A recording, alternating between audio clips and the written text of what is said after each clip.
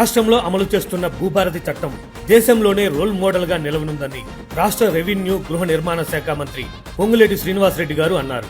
గత ప్రభుత్వం తీసుకొచ్చిన ధరణితో భూ సమస్యలు పరిష్కారం కాకపోగా రైతులు నరకం అనుభవించారని మండిపడ్డారు. గత ప్రభుత్వ హయాంలో కేసీఆర్ ఏది చెబితే అదే చట్టంగా ఉండేదని అన్నారు. దొరగారు ధరణి పథకాన్ని భూస్వాముల కోసం తెచ్చి 1000 కోట్లు దోచుకున్నారని ఆరోపించారు.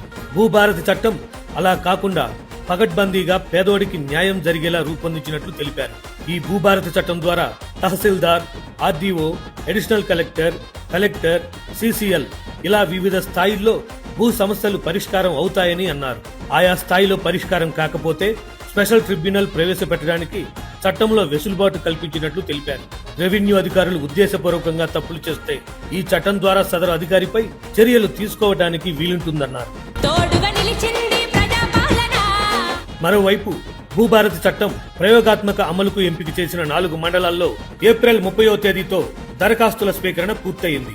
కామారెడ్డి జిల్లా లింగంపేట, ఖమ్మం జిల్లా నేలకొండపల్లి, ములుగు జిల్లా వెంకటాపూర్, నారాయణపేట జిల్లా మద్దూరు మండలాల్లో ఏప్రిల్ 17 నుంచి ఏప్రిల్ 30వ తేదీ వరకు నిర్వహించిన సదస్సుల్లో రైతుల నుంచి వివిధ సమస్యలపై వేలల్లో దరఖాస్తులు వచ్చాయి.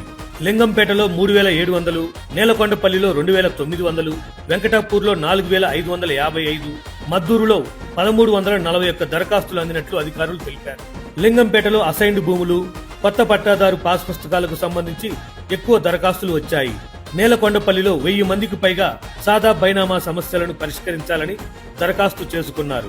ఉమ్మడి ఆంధ్రప్రదేశ్లోని పాత పాస్ పుస్తకాలు తీసుకుని కొత్తవి ఇవ్వాలంటూ వెంకటాపూర్లో 900 మంది రైతులు అర్జీలు పెట్టుకున్నారు.